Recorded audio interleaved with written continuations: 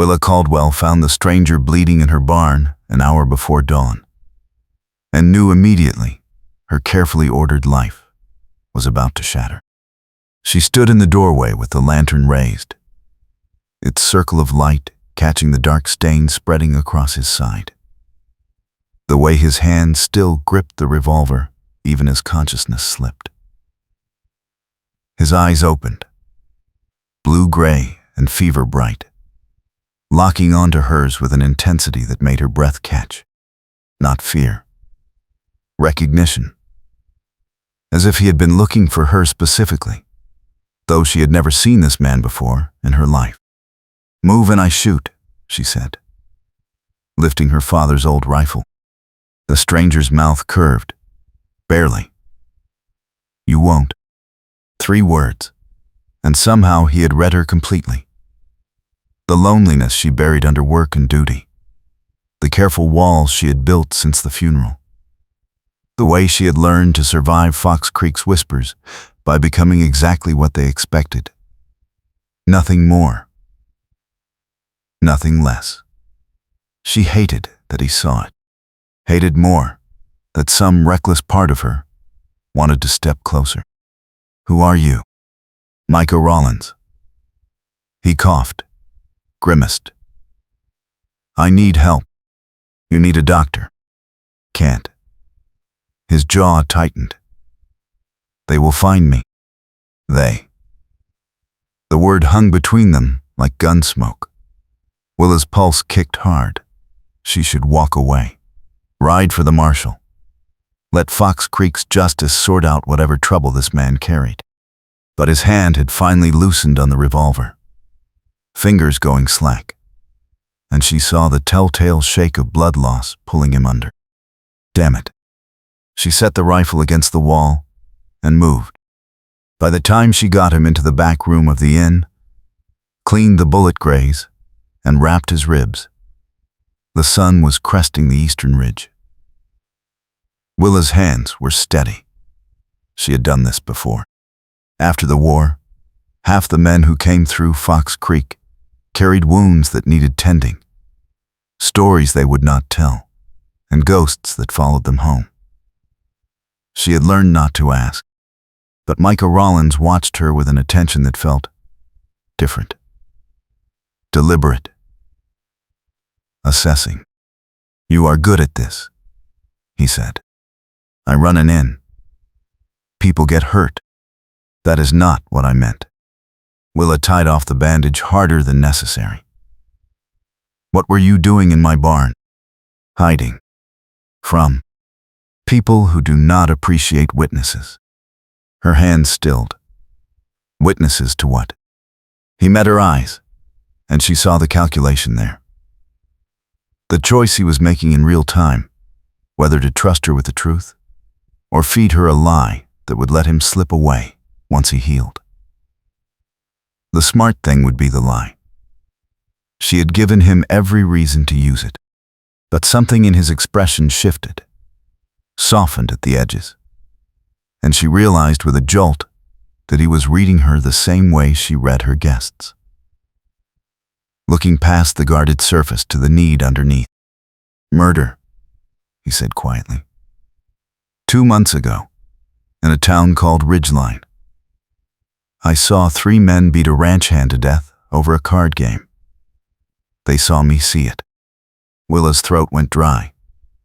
"Why did you not tell the marshal?" "I tried." Micah's voice went flat. The marshal was one of the 3.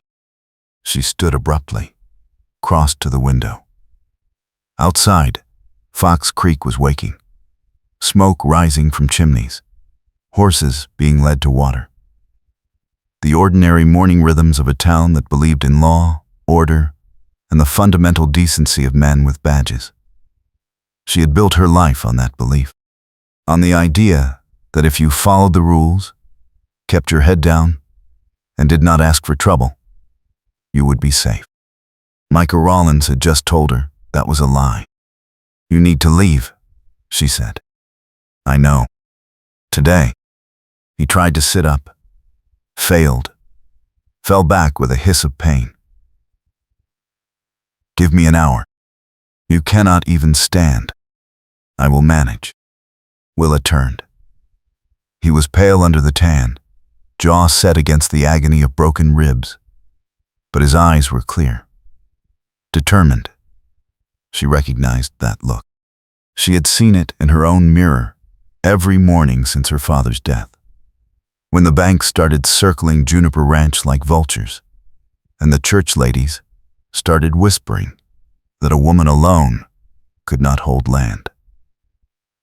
The look of someone who had decided to survive, no matter the cost. It was the look that made her say the next words. You can stay until you heal. Micah went still. Why? Because I need help.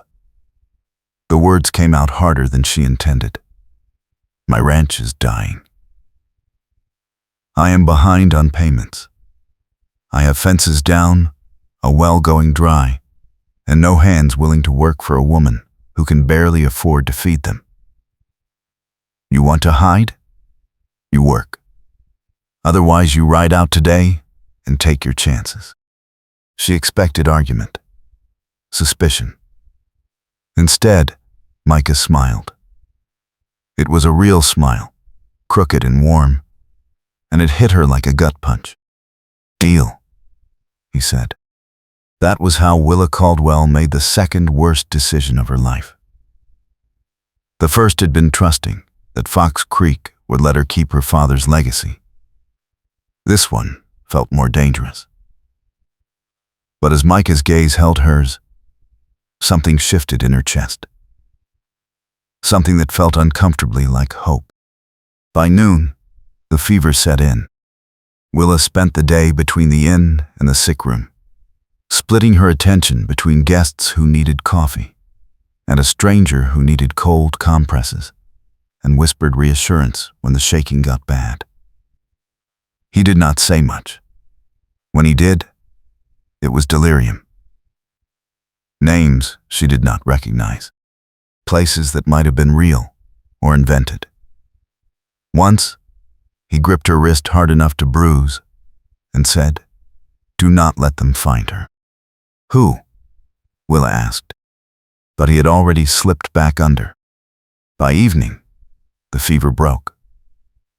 Willa found him awake, eyes clear, staring at the ceiling. You stayed, he said. Where else would I go? I thought you might decide I was more trouble than help. Willa set down the water basin. Are you? He turned his head, studied her.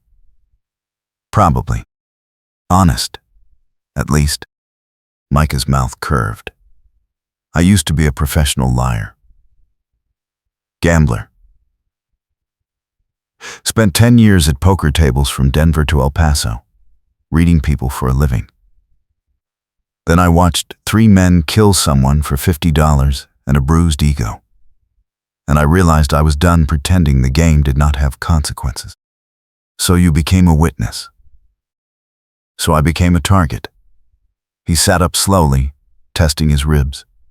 They will come looking eventually. Men like that do not leave loose ends. Then why did you come to Fox Creek? He hesitated. Then said, because I heard there was a ranch outside town that might need a hand. A woman trying to hold onto land by herself. I thought maybe I could work, keep my head down and disappear for a while. I did not plan on getting shot 3 miles outside town. Who shot you? Bounty hunter, probably. Word travels. He met her eyes. I am sorry. I brought trouble to your door. Willa should have been angry. Should have thrown him out right then, before Fox Creek noticed, before the danger he carried infected her carefully maintained respectability. But all she felt was a strange, reckless clarity. She had been alone for so long, carrying the weight of Juniper Ranch, her father's memory, the town's expectations, the slow, crushing pressure of trying to be enough. And here was a man who looked at her and saw someone worth trusting with the truth. It was terrifying. It was a relief. Tomorrow, she said. You start on the fences. Micah kept his word. By the third day, he was upright. By the fifth, he was working. Willa found him at the north fence line, replacing posts that had rotted through the winter. He moved carefully, favoring his ribs, but the work was solid. Clean. She watched from the rise for a moment before approaching, surprised by the surge of something warm in her chest. It had been so long since anyone had simply done what they promised. You are good at this too, she said. Micah glanced up, wiping sweat from his forehead. I worked ranches before the cards. Turns out I remember more than I thought. Willa handed him the water canteen. Why did you stop? He drank, considering. My father was a ranch hand. Worked himself to death for other men's land, other men's cattle. I swore I would not end up the same. So, I learned to gamble, learned to read people, learned to take money from men who thought they were smarter than me. He passed back the canteen. Turns out, that just meant I was taking advantage of different people. Either way, you end up tired. So you are here to stop being tired. I am here because I do not know where else to go. Micah's gaze locked on hers. And because you looked at me in that barn like I was a problem you could solve, not a man you should fear. No one has looked at me that way in a long time. Willa's throat tightened. That is a lot of weight to put on one look. Maybe. But it was the truth. He stepped closer. Why did you let me stay, really? You could have turned me in, collected whatever bounty is on my head, paid off your debts, because you are the first person in this town who did not lie to me. She said it before she could stop herself, before the words could be swallowed back down into the safe, silent place where she kept everything that mattered. The bank lied, said they would give me time. The church lied, said they would help. The men in town lied, said a woman could hold land if she worked hard enough. You told me the truth. That felt worth something. Micah's expression shifted, softened into something that made her pulse kick. You deserve better than this. Then what? Then carrying it alone. He reached out. Not touching, just offering his hand. And Willa, who had learned not to reach back, who had built her survival on self-reliance and careful distance, felt the walls crack. She took his hand. They stood there for a long moment, the wind moving through the dry grass, the sun hot on their shoulders, the fence post between them like a promise they were both trying to keep. Then Micah squeezed gently and let go, stepping back to the work. But something had changed. They both felt it. The trouble started the next Sunday. Willa was leaving church when Martha Grayson cornered her on the steps. Voice pitched loud enough to carry. I hear you have taken on a new hand at Juniper Ranch. Willa kept her face neutral. I have.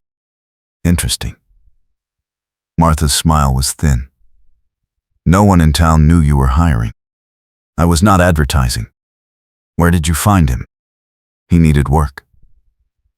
I needed help. And you did not think to ask Reverend Thomas to vouch for his character first.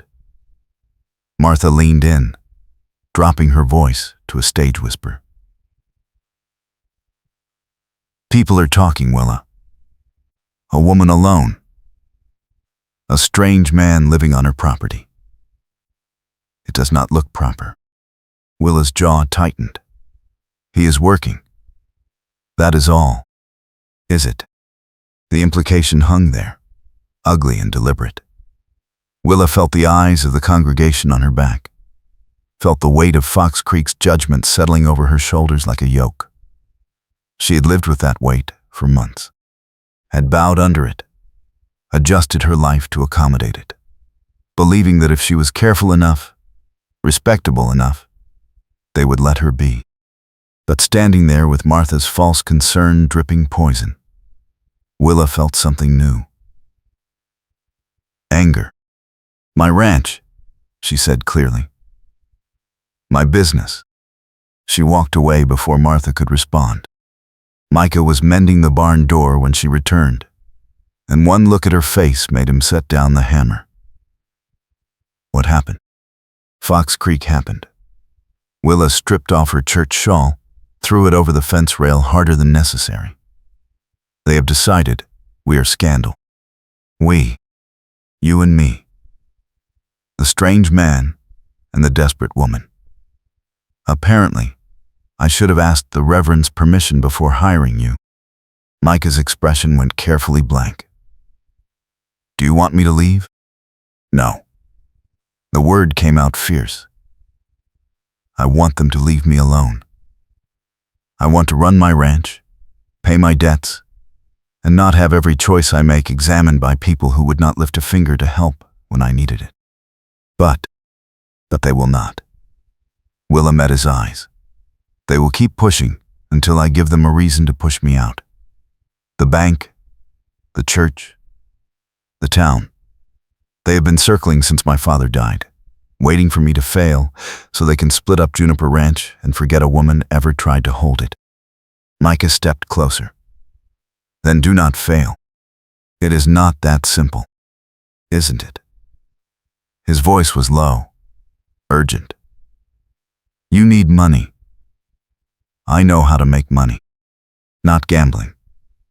She shook her head. That will make it worse. Not gambling. He caught her hand, held it. There is a water rights meeting next week. The ranchers upstream have been taking more than their share, drying out everyone downstream. Your well is dying because of it.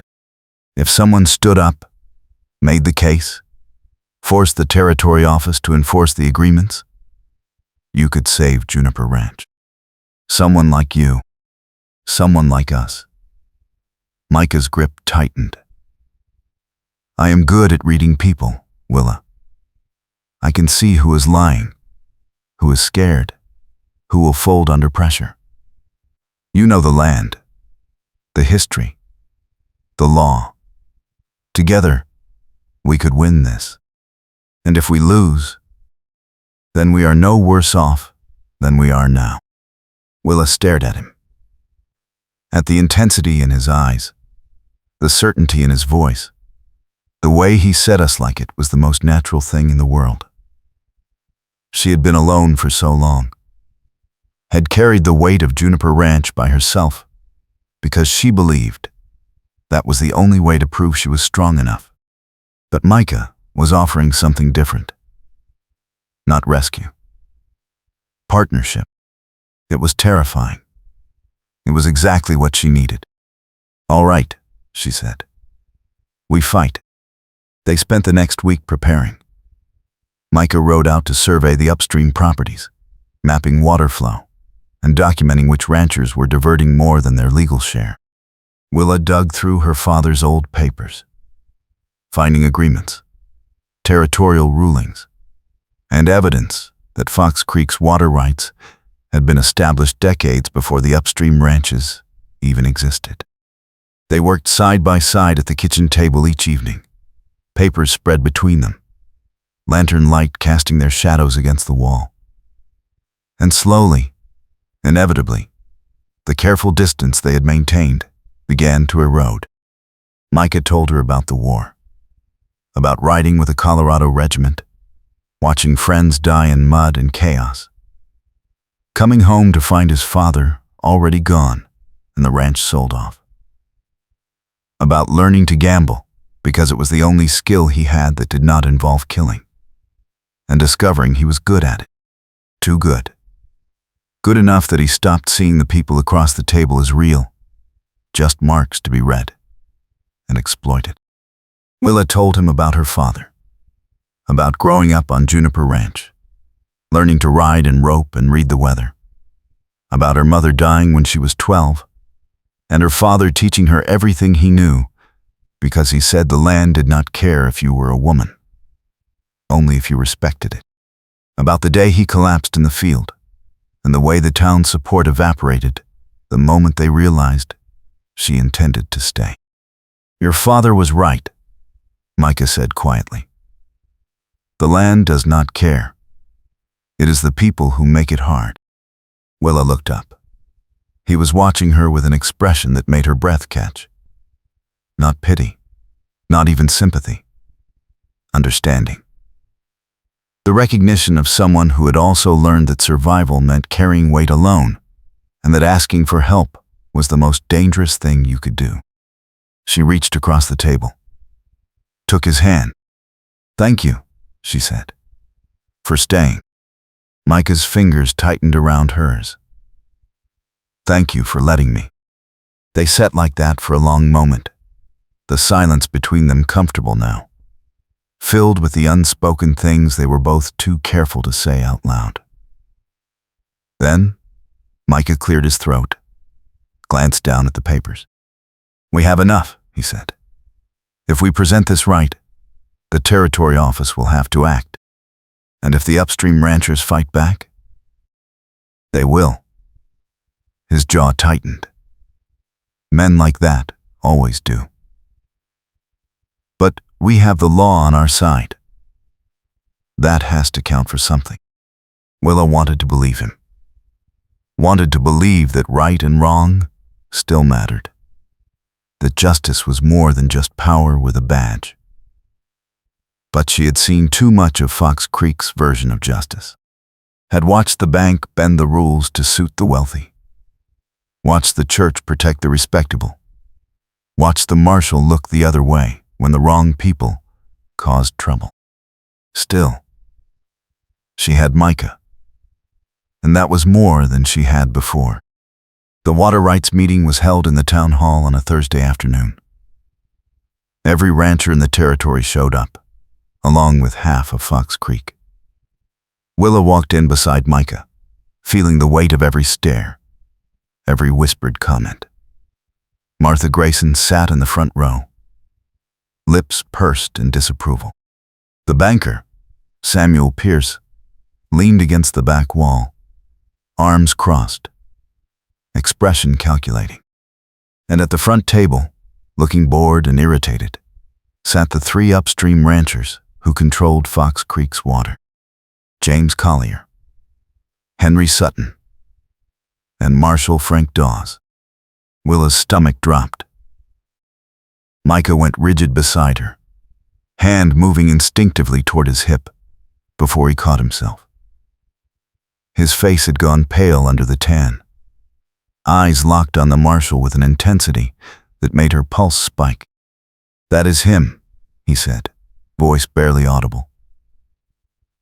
One of the three. From Ridgeline.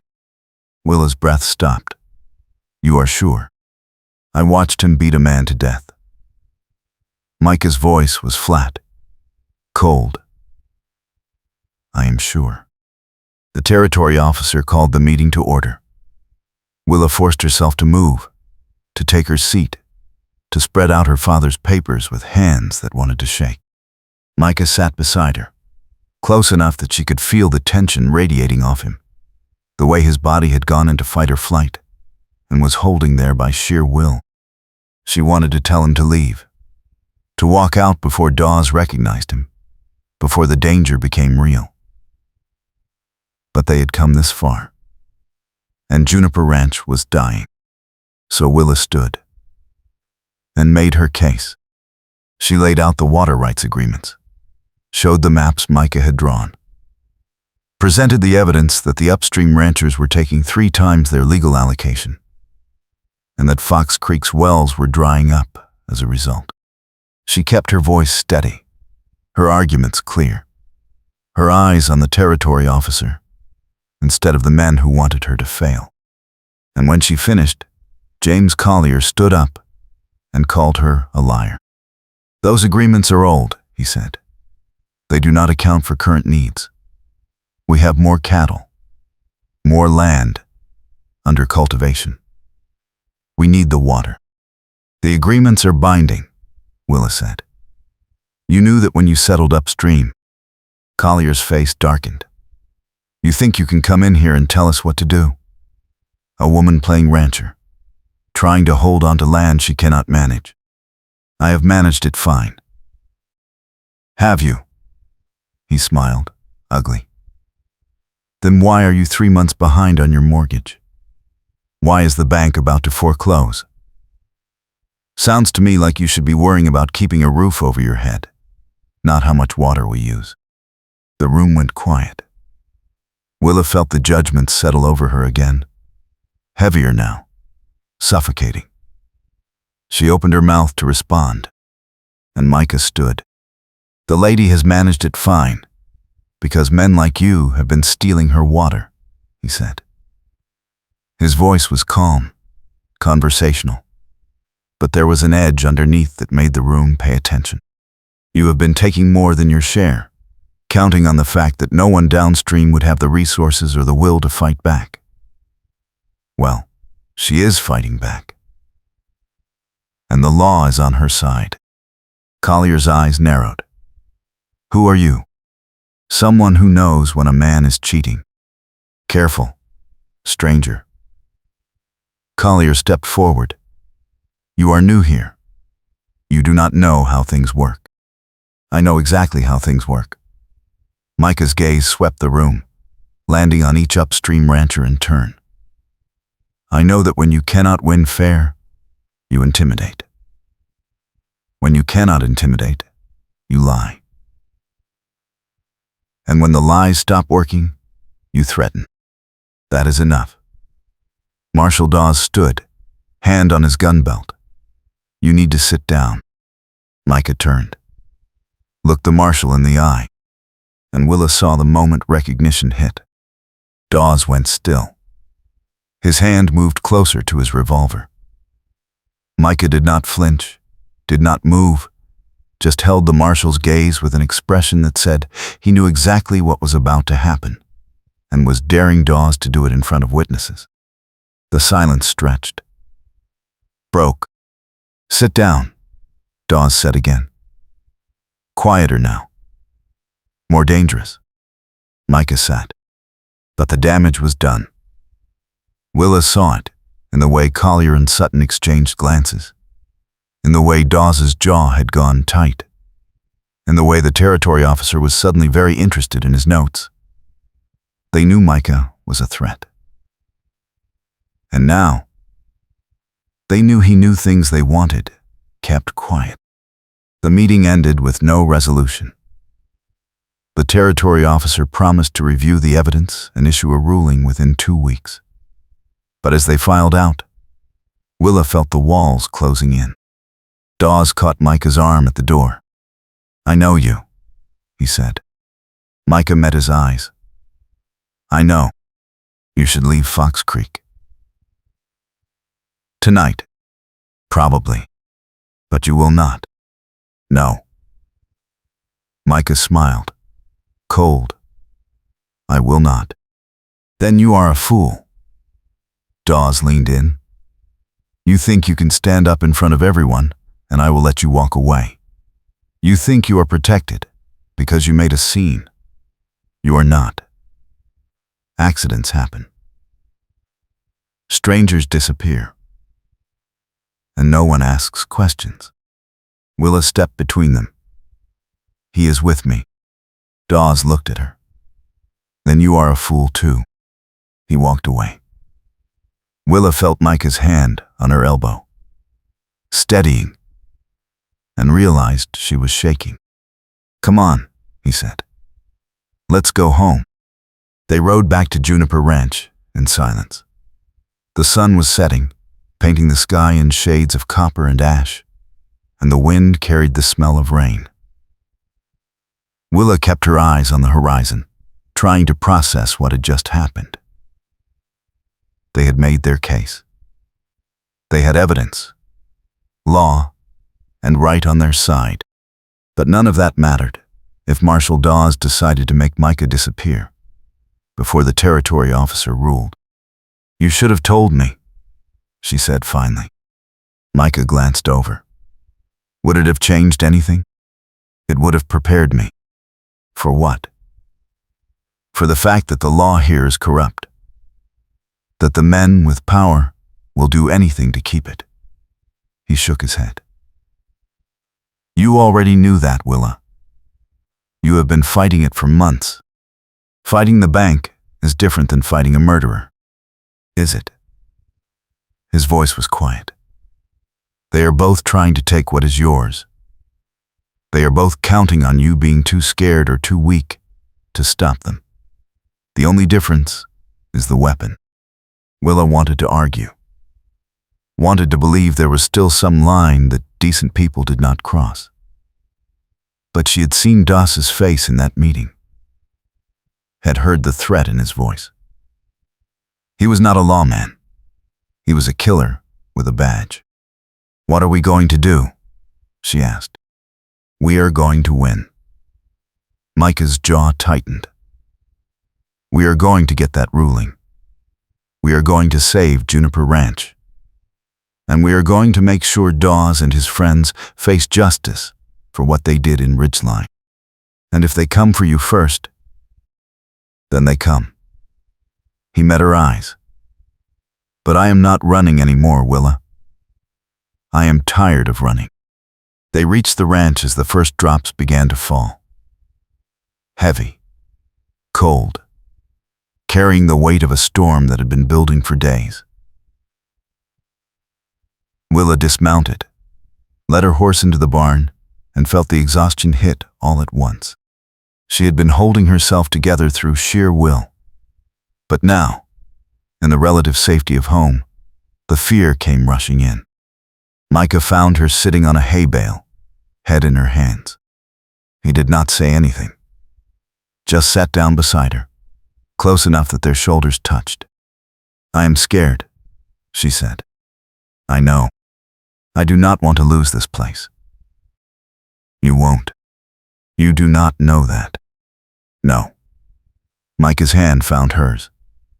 But I know you are the strongest person I have ever met. And I know you did not survive this long by giving up. So whatever happens next, we face it together. Willa turned. He was watching her with an expression that made her chest ache. No judgment. No pity. Just absolute, unwavering belief that she was worth standing beside. She had spent so long trying to prove that to Fox Creek, to the bank, to herself. And here was Micah, offering it freely. She kissed him. It was impulsive, desperate, and exactly what she needed. His hand came up to cup her face, and he kissed her back with a fierce tenderness that made her feel seen all the way through. When they broke apart, they were both breathing hard. I am sorry, Willa said. I should not have. Do not apologize. Micah's thumb brushed her cheek. I have wanted to do that since the day I woke up and you were there. Even though I threatened to shoot you. Especially because you threatened to shoot me. He smiled, crooked and warm. You saw a stranger bleeding in your barn, and your first instinct was to protect yourself. That is not weakness. That is survival. And it is exactly why I trust you. Willa's throat tightened. No one had ever said anything like that to her before. Had ever looked at her careful walls and seen strength instead of coldness. She leaned in, rested her forehead against his. I do not know how this ends, she whispered.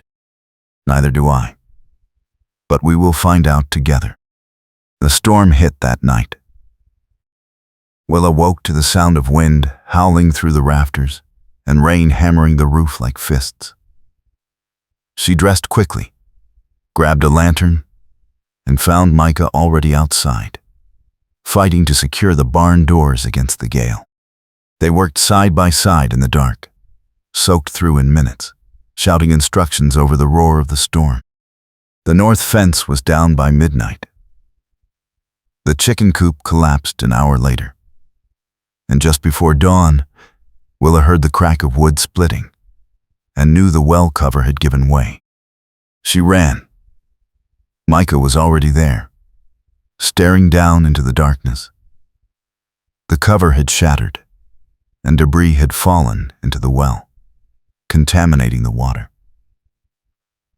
It would take days to clear, if it could be cleared at all.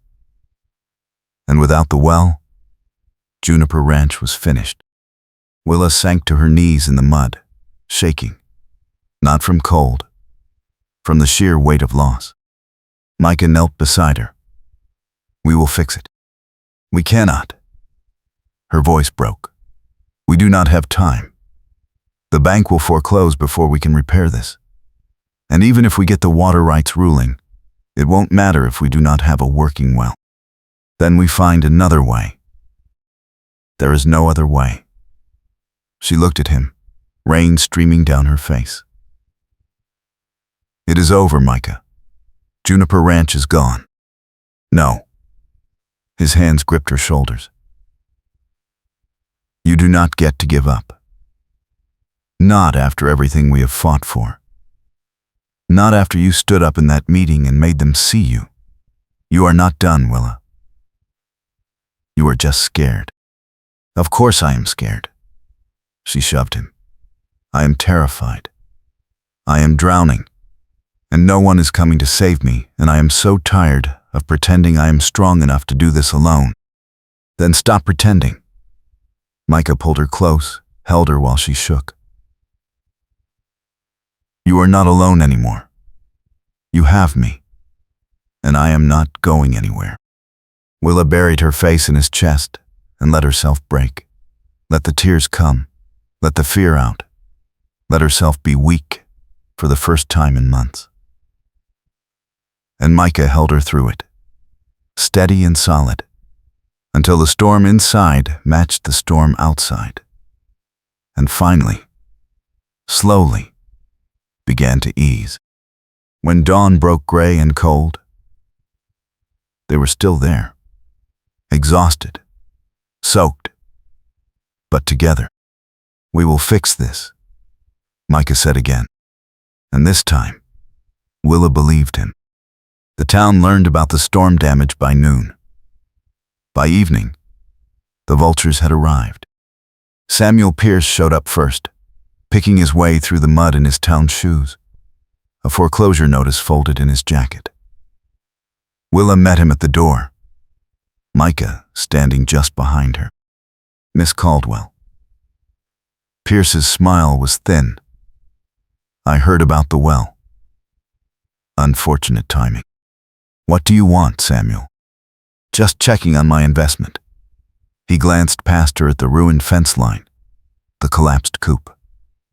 "Looks like the storm did considerable damage. I imagine repairs will be expensive." "I imagine they will. Which brings us to the matter of your loan." Pierce pulled out the notice. "You are now 14 weeks behind. With the added repairs, I do not see how you can possibly catch up. The bank is prepared to be generous. We will buy Juniper Ranch for a fair price and forgive the remaining debt. You can walk away clean." "No." Pierce's smile faded. "Miss Caldwell, be reasonable." "I am being reasonable." Willa stepped forward. "You want me to fail so you can break up this ranch and sell it in pieces to Collier and Sutton. You have been waiting for an excuse since my father died. Well, you are not getting one. You do not have a choice. The foreclosure is legal. Then take it to court." Willa's voice hardened. "Because I am not leaving." Pierce's gaze shifted to Micah. "This is your influence, I assume. The drifter with ideas above his station." "I am just hired help," Micah said mildly. "The lady makes her own decisions. Then she is making a mistake." Pierce folded the notice, slipped it back into his jacket. "You have 2 weeks, Miss Caldwell. 2 weeks to settle your debt in full, or the bank takes possession. And no amount of stubbornness will change that. He left. Willa watched him go, hands clenched at her sides. We need a miracle, she said, or a plan. Micah's expression was thoughtful. How much do you owe? $800. And if you had it, Pierce would have to release the lien. If I had it, we would not be having this conversation. What if you did not need all 800? Micah crossed to the table, started sketching numbers on a piece of paper. The territory officer is supposed to rule on water rights in 2 weeks. If we win, Juniper Ranch immediately becomes more valuable. The bank knows that. If you can pay enough to show good faith, they might agree to renegotiate the loan terms. How much is enough? 300. Maybe 250, if we argue well. Micah, I do not have $250. He looked up. But I know how to get it. Willa's stomach dropped. No. You said you were done gambling. I am. But there is a poker game every Saturday night at the Lucky Star Saloon. High stakes. The men who play are the same men squeezing you out. Collier, Sutton, and a few others. They are cheating each other and do not even know it. He met her eyes. I can take enough to save your ranch. And they will never see it coming. If you get caught, they will kill you. If I do nothing, Dawes will kill me anyway. Micah's jaw tightened. We are out of options, Willa. This is the only move we have left. She wanted to argue, wanted to find another way, any way that did not put him at risk. But they were drowning, and he was offering a lifeline. All right, she said. But I am coming with you. Absolutely not. You said we were in this together. Willa stepped closer. If you are risking your life at that table, I am going to be there to watch your back. Micah stared at her. Then his expression shifted into something that looked like pride. You are terrifying, he said. Good. She smiled. Then they will underestimate me. Saturday night, Willa Caldwell walked into the Lucky Star Saloon, wearing her mother's good dress and her father's revolver hidden under her shawl. Micah was already at the table, cards in hand, expression unreadable. Collier sat across from him, Sutton to his right, and 2 other ranchers she did not recognize. She took a seat at the bar, ordered whiskey she did not plan to drink, and watched. Micah played like he was born to it. Not flashy, not aggressive, just steady and patient, reading the table with the same attention he had given her fences. He lost the first 2 hands, small bets, building trust. Then, he started winning.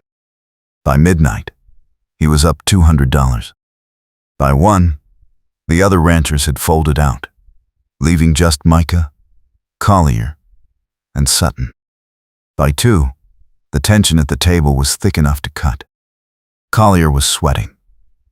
Sutton kept glancing at the door. And Micah was calm, almost bored, as he pushed another stack of chips into the pot. All in, he said. Collier hesitated, then called. Micah laid down his cards. Straight flush. The table went silent. You are cheating, Collier said. I am winning. Micah started collecting the chips. There is a difference. Collier stood, hand moving to his gun. No one wins 5 hands in a row without cheating. I just did. The room held its breath. Willa's hand closed on the revolver under her shawl. And then the door opened. Marshal Dawes walked in. He surveyed the scene with cold eyes. "Problem, gentlemen. This man is a card cheat," Collier said. Dawes looked at Micah. "That true?" "No." "Prove it." "I already did." Micah stood, started converting chips to cash. "If Mr. Collier has a complaint, he can take it up with the territory office. Otherwise, I am leaving." Dawes stepped into his path. "I do not think so." "Am I under arrest?" "Not yet." "Then move." Micah's voice was quiet, dangerous. "Or make it official." Willa saw the calculation in Dawes's eyes. Saw him weigh the risk of starting something in front of witnesses against the risk of letting Micah walk away. Saw the moment he decided violence was worth it. And Willa stood. "Marshal," she said clearly. "I need to file a report." Dawes turned. "Miss Caldwell, this does not concern you." "Actually, it does."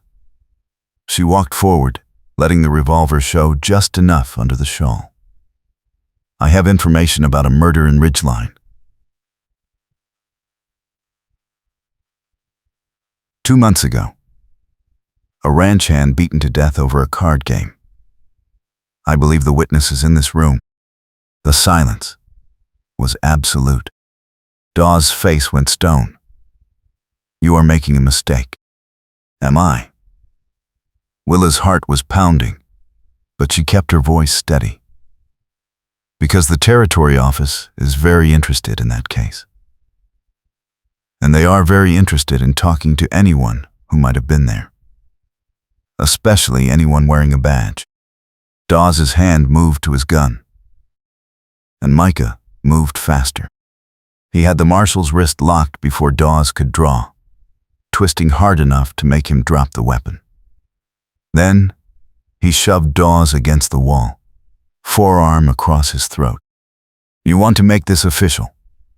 Micah said, too calm. "Let's make it official. Ridgeline, May 3rd. You and Collier and Sutton beat a man to death because he called your bluff.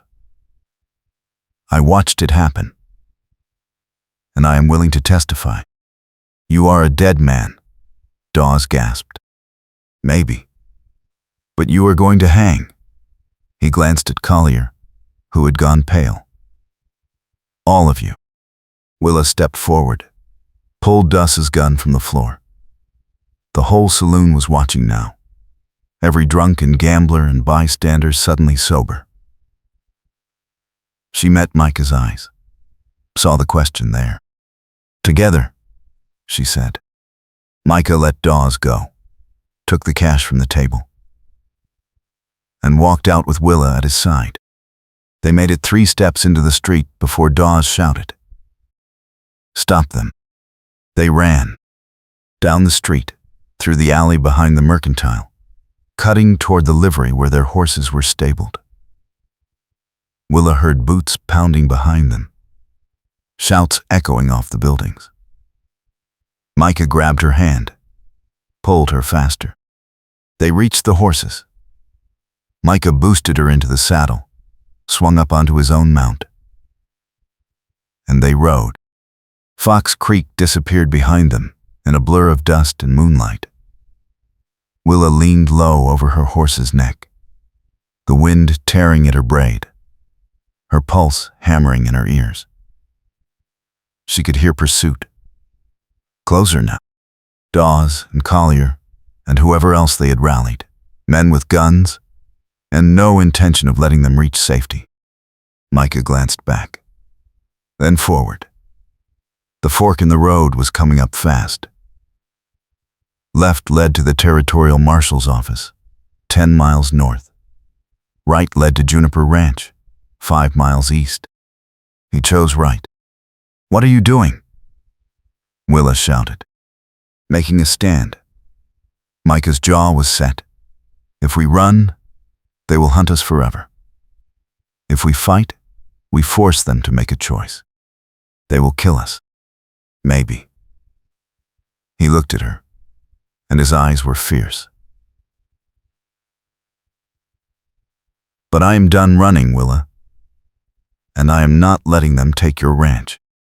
They reached Juniper Ranch just ahead of the pursuit. Micah dismounted in a rush, started pulling rifles from the barn. Willa grabbed ammunition, her hands shaking with adrenaline. They had minutes, maybe less. "Inside," Micah said. "We hold them off until dawn. Then, we ride for the territorial marshal. And if we do not make it to dawn, then we go down fighting." He caught her face, kissed her hard. "But we are not going down, Willa. I promise you that." She believed him.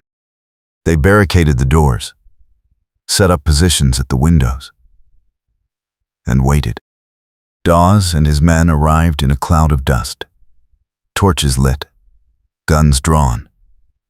There were 6 of them, maybe more in the shadows, enough to overrun the ranch if they rushed all at once. But Dawes was cautious. He had seen Micah move in the saloon, knew he was dangerous. "Rollins," he called. "Send out the woman, and we will let you ride away." "No deal," Micah shouted back. "You are making this harder than it needs to be. You made it hard when you killed an innocent man." Silence. Then Collier's voice, ugly and loud. "You think you can stand against us? You are nobody. A drifter with a death wish and a woman who should have sold her ranch when she had the chance. That woman is worth 10 of you," Micah said. "And she is not going anywhere." Willa's throat tightened. She looked at him across the darkened room, saw the absolute certainty in his face. He meant it. Every word. "Then you both die," Dawes said, and he gave the order to fire. The ranch exploded into noise. Bullets punched through the walls, shattered windows, tore chunks from the doorframe. Willa returned fire, aiming for muzzle flashes, forcing the men outside to take cover. Micah moved between positions, calm and precise, every shot deliberate. They could not win this fight, but they could make it costly. An hour passed. Then 2. The firing slowed as Dawes's men realized the ranch was better fortified than it looked. Willa reloaded, hands steady now, fear replaced by a cold clarity. She was done being afraid. Done letting men like Dawes and Collier decide her future. If she was going to lose Juniper Ranch, it would not be because she surrendered. Micah appeared at her side, breathing hard. "You all right?" "Yes." She met his eyes. I have been worse." He smiled, crooked. "We are holding them. For now, that is all we need." He glanced toward the eastern horizon. Dawn is coming. Once it is light, they cannot hide what they are doing. Someone will see. Someone will ask questions. And if no one comes, then we improvise. A crash from the barn. Willa's head snapped around. "They are trying to burn us out." Micah swore, grabbed the second rifle. "Stay here. Cover me." "No." Willa caught his arm. "We go together." "Damn it, Willa." "Together," she repeated. They moved. Out the back door, across the yard, into the barn where smoke was already rising. Collier and Sutton were there, torches in hand, grinning like wolves. They saw Micah and Willa and split up, flanking. Willa took Sutton. Micah took Collier. And the fight became personal. Sutton lunged. Willa sidestepped, brought the rifle stock down hard across his shoulder. He went down, rolled, came up swinging. She blocked, struck again, and this time he stayed down. Across the barn, Micah and Collier were locked in close combat. Too close for guns. Fists, elbows, boots, brutal and efficient. Collier was bigger, but Micah was faster. He caught Collier's jaw with a vicious uppercut, followed with a knee to the ribs, and Collier crumpled. Willa ran to him. Micah was bleeding from a split lip, favoring his ribs again. But he was upright. "We need to go," she said. Agreed. They stumbled out of the barn as the fire caught, flames climbing the walls. The sky was lightening now, dawn breaking gray and cold. And in the distance, Willa heard something that made her heart leap. Hoofbeats. A lot of them. The territorial marshal arrived with 10 men, drawn by reports of gunfire and a range war brewing. Dawes tried to spin the story, tried to paint Micah as the aggressor and Willa as a conspirator. But the territorial marshal looked at the burning barn, the bullet-riddled ranch house, the bruised and bleeding woman and man standing defiant in the yard, and made his own judgment. "Arrest them," he said, pointing at Dawes, Collier, and Sutton. All of them. The fight went out of Dawes's men all at once. They surrendered without protest, letting themselves be disarmed and bound. And Willa, standing beside Micah in the wreckage of her home, felt something break open in her chest. Relief. Vindication. And underneath it all, a fierce, undeniable joy. They had won. The trial happened 3 weeks later in the territorial capital. Micah testified. Willa corroborated. And a dozen other witnesses came forward. People who had seen Dawes, Collier, and Sutton abuse their power, twist the law, and silence anyone who stood against them. The jury deliberated for 2 hours. Guilty on all counts.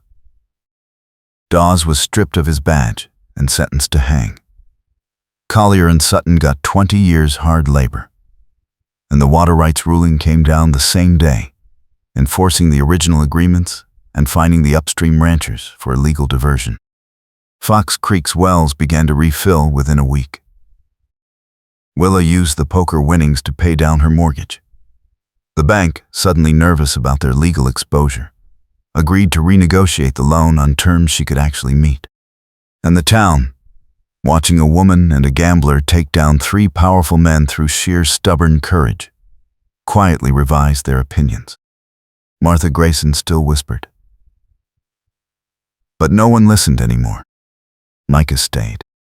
They rebuilt the barn together, repaired the fences, cleared the well. And somewhere in the long days of work and the quiet evenings on the porch, the space between them disappeared entirely. He kissed her in the rebuilt barn, and this time there was no desperation, just certainty.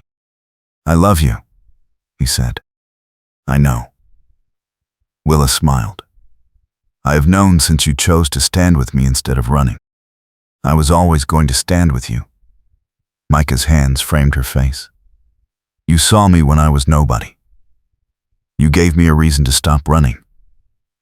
You made me want to be better. You were already better. I just gave you a place to prove it. Then let me stay." He kissed her forehead, her cheek, her mouth. "Let me be your partner, not just for the ranch, for everything." Willa's chest ached with the sheer weight of happiness. Yes. They married in the spring, a quiet ceremony at Juniper Ranch with only the Reverend and a handful of friends. No church, no town gossip, just 2 people who had fought for each other and won. The ranch thrived, the water flowed, and Fox Creek learned to respect the woman who refused to be broken and the man who chose to stand beside her. Years later, when people asked how they met, Willa would smile and say, "I found him bleeding in my barn. And Micah would add, and she decided I was worth saving. It was the truth, the whole truth. And it was enough. The first autumn after the wedding brought the kind of quiet that Willa had forgotten existed. Not the tense silence of waiting for the next disaster, but the peaceful rhythm of a life finally, truly hers. She woke each morning to Micah's breathing beside her, steady and sure. They worked the ranch together, easy now, familiar. He knew when she needed help before she asked. She knew when he needed space to think. They talked about the future. Children, maybe. Expanding the herd. Building a bunkhouse for seasonal hands. Small dreams, ordinary dreams. The kind that only mattered because they were building them together. But the past did not let go easily. Willa found Micah on the porch one evening in late September, staring at the horizon with an expression she had learned to recognize. The war memory look. The one that said something had surfaced, something he could not quite shake. She sat beside him, said nothing, just waited. "I got a letter," he said finally. "From Ridgeline. The families of the men Dawes killed wanted to thank me for testifying. They said it gave them peace, knowing justice was served. That is good, is it?" Micah's voice was tight. "Because all I can think about is that I waited 2 months before I said anything. That man died in May, and I did not speak up until July. If I had gone to the territorial marshal immediately, maybe Dawes would have been arrested before he had a chance to come after us. Maybe none of this would have happened." Willa took his hand. "Or maybe Dawes would have killed you before you reached the marshal. Maybe you would have died, and no one would have believed your story, and he would still be wearing that badge. You cannot rewrite the past, Micah. You can only choose what to do with it. I chose to hide. You chose to survive. There is a difference. Is there?" He looked at her. "Because it feels like cowardice.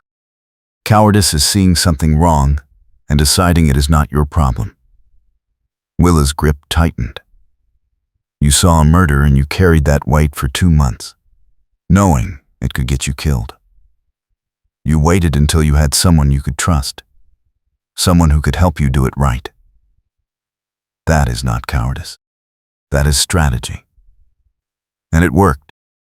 Micah was quiet for a long moment. Then he leaned into her, rested his head on her shoulder. "I do not deserve you," he said. "You deserve exactly what you fought for." Willa kissed the top of his head. "A home. A partner. A life where the past does not own you anymore." They sat like that until the stars came out, and the weight in Micah's chest eased, not gone. Just bearable. And that, Willa knew, was the best any of them could hope for. Winter came hard that year. Snow piled high against the barn, and the wind cut like knives. They spent long evenings by the fire, Micah reading aloud from the newspaper while Willa mended clothes, both of them content in the small domestic rituals that made a house a home. One night, Micah set down the paper and said, "I have been thinking. Dangerous." Willa teased, "I am serious." He turned to face her. "The ranch is stable now. We have water, the mortgage is manageable, and Fox Creek has mostly stopped treating us like criminals. We could expand, maybe buy the property to the south. It has been empty since Old Man Henderson died. That is a lot of land. It is. But with help, we could manage it. Hire a few good hands. Build something bigger than just survival. Willa set down her sewing. You want to build an empire. I want to build a legacy. Micah's expression was earnest. For you. For us. For the kids we might have someday. I spent 10 years at poker tables taking from people. I want to spend the rest of my life building something real. Her chest ached with affection. We can try. They shook on it, formal and ridiculous, and then dissolved into laughter. But the seed was planted, and by spring, they had made an offer on the Henderson property. The expansion brought new challenges.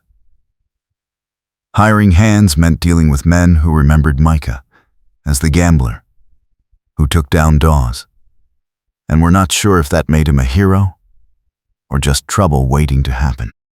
Managing 2 properties meant long days and longer weeks, with barely enough time to catch their breath. But they worked together, and slowly the ranch grew. By the second autumn, they had 12 head of cattle and 3 horses. By the third, they had repaired the Henderson property's old house and turned it into a bunkhouse. By the fourth, they were turning a profit. And by the 5th autumn, Willa was pregnant. She told Micah on a quiet Sunday morning, sitting at the kitchen table with coffee and the weight of the secret between them. He stared at her for a long moment. Then, he crossed the room, dropped to his knees, and pressed his forehead to her stomach. I am going to be a father, he said, voice thick. You are going to be a great father. I do not know how. Neither do I. Willa ran her fingers through his hair. But we will figure it out. Same way we figured out everything else. They named her Rose. She was born in late spring, healthy and loud, with Micah's blue-gray eyes and Willa's stubborn determination. And watching Micah hold their daughter for the first time, gentle and terrified and completely in love, Willa felt the last piece of her guarded heart fall away. This was what she had been fighting for. Not just the ranch, not just survival. This family. Home. The bone-deep certainty that she was exactly where she was meant to be. Rose grew. Fast, it seemed. Though Willa knew it was just the way time moved when you were paying attention. First smile. First word. First steps. Each milestone felt like a victory and a reminder of how fragile everything was. Micah was a devoted father. He taught Rose to ride before she was 3, to rope by 5, to shoot by 7. But he also taught her to read, to question, to stand up for herself. And every night, he told her stories. Not fairy tales.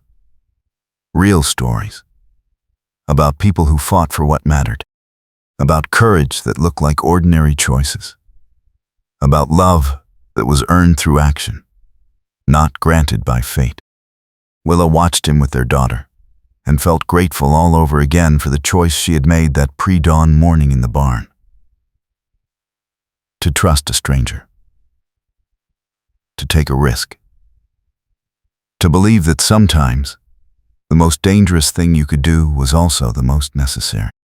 Fox Creek changed around them. Slowly. But change came. The bank got new management. The church got a new reverend who preached compassion instead of judgment. And the town, watching Willa and Micah build a life together despite every obstacle thrown in their way, began to believe that maybe, just maybe, people deserved second chances. Martha Grayson never apologized. But she stopped, whispering. And that, Willa decided, was enough. When Rose turned 10, Micah taught her the story of how he and Willa met. The real story, no sanitized version. He told her about the murder in Ridgeline, the testimony, the fight at Juniper Ranch. And he told her why it mattered. Because your mother saw me when I was lost, he said, and she chose to help, even when it put her at risk. That is what courage looks like, Rose. Not the absence of fear. The choice to act despite it. Rose listened, serious and thoughtful. Then she said, I want to be like Mama. Willa, standing in the doorway, felt tears sting her eyes. You already are, Micah said. The years rolled on. Rose grew into a strong, capable young woman who ran the ranch with the same fierce determination her mother had shown. She inherited Micah's gift for reading people and Willa's refusal to back down. And when she left for the territorial capital to study law, both parents stood on the porch and watched her ride away with pride and heartbreak in equal measure. We did good, Micah said. We did, Willa agreed. That night, alone in the house for the first time in years, they sat on the porch and watched the stars. The ranch was quiet. The wind was soft.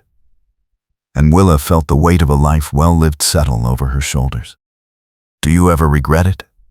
Micah asked. Letting me stay? Never. Not even when it got hard. Especially when it got hard. Willa took his hand. Because that is when we proved what we were made of. That is when we chose each other over everything else. And that choice made everything else possible. Micah kissed her, slow and tender. I love you. I love you too. They sat like that for a long time, holding on to each other in the life they had built, watching the stars turn overhead. And Willa thought about the woman she had been. Alone. Afraid. Fighting to hold on to a dying ranch with nothing but stubbornness and pride. She thought about the man who had stumbled into her barn, bleeding and desperate, carrying a secret that could have destroyed them both. And she thought about the choice they had made. Not once, but over and over, every day. To trust, to fight, to stand beside each other when the world demanded they fall apart. It had not been easy. It had been the hardest thing she had ever done, but it had been worth it. Every moment, every struggle, every victory. Because in the end, they had built something that could not be taken away. Not by the bank, not by the town, not by time or fear or the ghosts of the past. They had built a home and filled it with love. And that, Willa knew, was the only legacy that mattered. The territory became a state when Rose was 16. New laws, new opportunities, new challenges. But Juniper Ranch remained steady, a constant in a changing world. Willa and Micah adapted, as they always had. They hired more hands, diversified their stock, weathered droughts and hard winters, and the inevitable ups and downs of ranching life.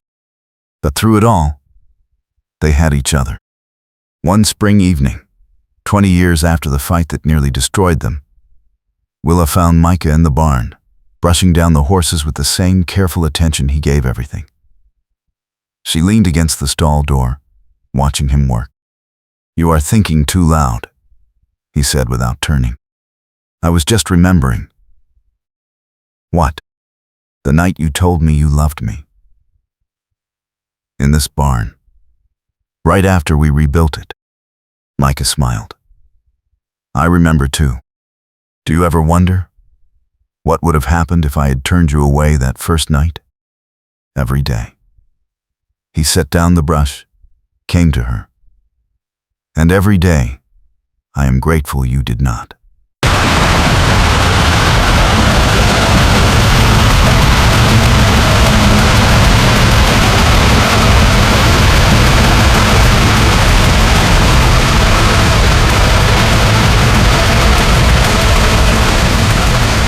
I am grateful you did not. I am grateful you stayed. Where else would I go? Micah cupped her face. You are my home, Willa. You have been since the moment you pulled that trigger on an empty rifle and tried to scare me off. Willa laughed. It was not empty. It was. I checked. You were bleeding and half conscious. How could you check? Gambler, remember. I always check. He kissed her. But I am glad you took the risk. Me too. They stood like that for a while, wrapped in each other and the warmth of the barn, the smell of hay and leather and home. And Willa felt the same certainty she had felt that first night, when she chose to trust a stranger and changed her life forever. Some risks were worth taking. Some gambles paid off. And some loves, once found, lasted a lifetime. Rose came home from the territorial capital with a law degree and a young man named Samuel, who looked at her the way Micah had once looked at Willa. Nervous, hopeful, determined. Willa watched them together and felt history echo. He is good, Micah said quietly. You can tell already. I can read people, remember? He smiled. She chose well. She learned from the best. They gave Rose and Samuel the Henderson property as a wedding gift. Watched them build their own life, their own legacy, making the same mistakes and victories Willa and Micah had made. And when Rose gave birth to a daughter of her own, naming her Willa after her grandmother, the circle felt complete. That evening, Micah and Willa sat on the porch of Juniper Ranch, grandparents now, watching the sun set over land they had fought to keep. The ranch was thriving. The family was growing. And the ghosts of the past had finally, truly, been laid to rest. We made it, Willa said. We did, against all odds, because of all odds. Micah took her hand. We fought for this, Willa. Every step, every choice. We earned it, and we are not done yet. No. He grinned. We are not.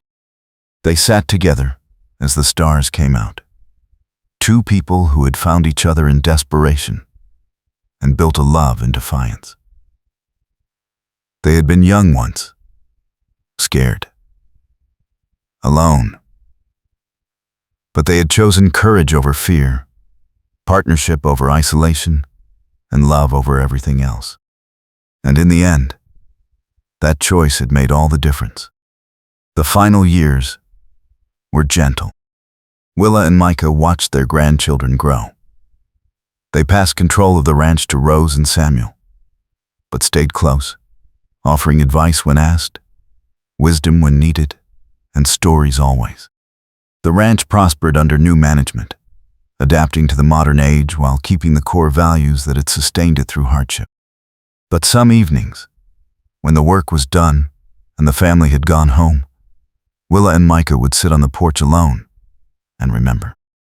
The barn where they met. The well that nearly destroyed them. The trial that saved them. The 1,000 small moments in between that built a life worth living. I would do it all again, Willa said one night. Even the hard parts. Especially the hard parts. She leaned into him. Because that is where we learned who we were. That is where we proved what we were made of. Micah kissed her temple. I am glad I found you. I am glad I let you stay. Best decision you ever made. Second best. Willa smiled. First was pulling the trigger on that empty rifle. Micah laughed. Warm and real. You knew it was empty. I had faith. In what? In you. In us. In the possibility that sometimes the most dangerous choice is also the right one. They sat in comfortable silence, watching the stars wheel overhead, the wind soft through the grass. And Willa felt the weight of a life fully lived settle into her bones. Not a burden, a gift. She had been a daughter, a rancher, a fighter, a wife, a mother, a grandmother. She had been afraid and brave and stubborn and soft. She had failed and succeeded, and failed again, and kept going. And through it all, she had been loved by a man who saw her when she was invisible, who stood with her when everyone else walked away, who chose her every day over everything else, and made that choice look easy even when it was impossibly hard. That was the real legacy. Not the ranch, not the land, not the name or the wealth or the stories people told. The love. The choice to build something together and protect it with everything you had. That was what lasted. That was what mattered. And as the stars turned overhead and Micah's hand tightened around hers, Willa knew with absolute certainty that she had chosen right. In the barn that pre-dawn morning, when she lowered the rifle and decided to help a bleeding stranger. In the town hall, when she stood beside him against Fox Creek's judgment. In the fight, when she chose to stay and defend what was theirs. And every day after, when she woke beside him and chose him again. She had gambled her heart on a man with a dangerous past and an uncertain future. And she had won everything that mattered. Micah passed first, quietly in his sleep, on a warm summer night with Willa beside him. She held his hand as his breathing slowed, and when it stopped, she kissed his forehead and whispered thank you for seeing her, for choosing her, for loving her with a fierce constancy that never wavered, for being her partner in every sense that mattered.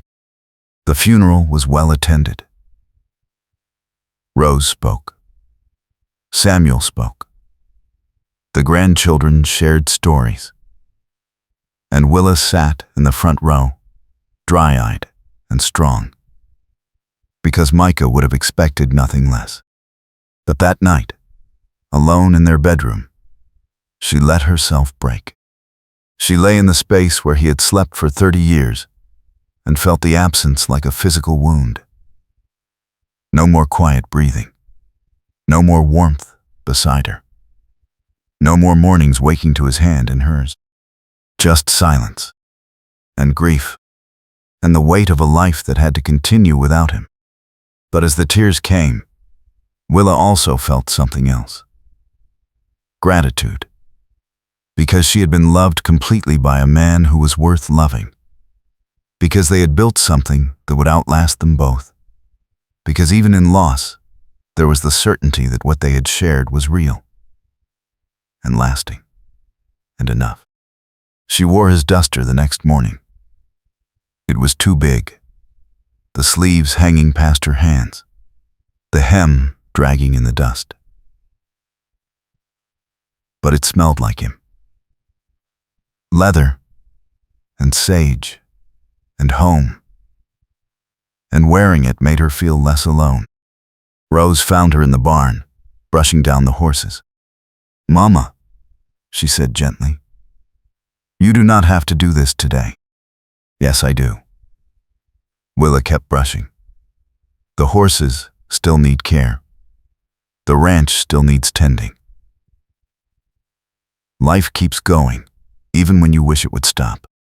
Rose was quiet for a moment.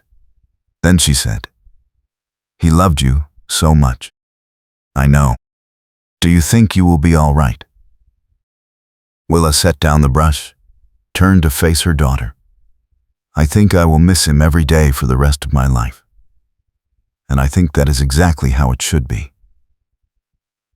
Because a love like that deserves to be mourned. But it also deserves to be celebrated.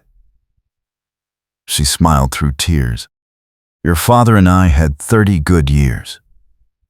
30 years of partnership and laughter and hard work and love. That is more than most people get. So yes, I will be all right. Because he gave me everything I needed to keep going. Rose hugged her, tight and fierce. And Willa held on, drawing strength from her daughter, the way she had once drawn strength from Micah. The seasons turned. Willa stayed at Juniper Ranch, working the land until her body would not let her anymore. She watched her grandchildren grow into strong, capable adults. She saw the ranch expand and modernize. She witnessed the world change around her.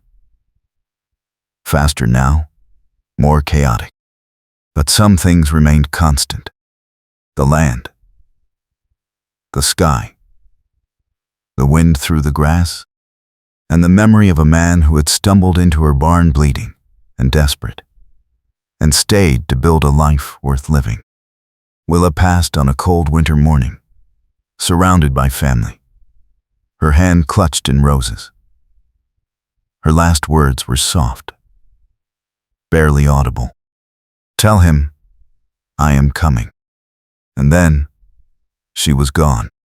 They buried her beside Micah, on the hill overlooking Juniper Ranch. The entire town came to pay respects. Martha Grayson, ancient now, laid flowers on the grave and whispered an apology 30 years too late. The banker's grandson, who had renegotiated the loan that saved the ranch, spoke about integrity and courage. And Rose, standing at the graveside with Samuel beside her, looked out over the land her parents had fought to keep and felt the weight of legacy settle on her shoulders. Not a burden, a gift. Because Willa and Micah had shown her what it meant to fight for what mattered. To choose love over fear. To stand beside someone through everything and never let go. That was the lesson. The inheritance. The true legacy of Juniper Ranch. And as the sun set over the land they had loved, Rose made a silent promise. She would protect it. She would honor it. And she would pass it on to her children with the same fierce devotion her parents had shown. Because that was what love looked like. Not grand gestures, not sweeping declarations, just the daily choice to show up. To work, to stay, to build something that mattered and defend it with everything you had.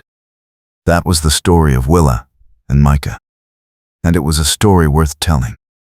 50 years after Willa's death, Juniper Ranch still stood. The original house had been restored, the barn rebuilt again, lovingly, with the same care Micah had shown. The fences stretched for miles now, enclosing land that had been fought for, bled for, and ultimately won. Rose's children ran it now, and their children were learning. The story of Willa and Micah had become legend in Fox Creek. Not the sanitized version, but the real one. The messy, complicated, beautiful truth of two people who chose each other against all odds and built something that lasted. Visitors came sometimes, drawn by the story. They stood on the hill where Willa and Micah were buried and looked out over the ranch they had saved.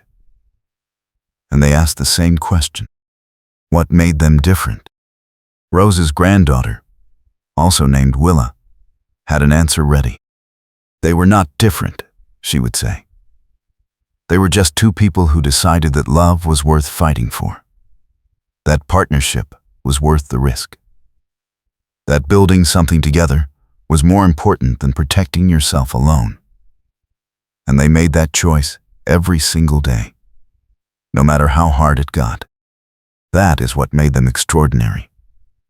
Not because they were perfect, but because they were committed. And commitment, she would say with a smile that echoed her great-grandmother's, is the rarest thing in the world.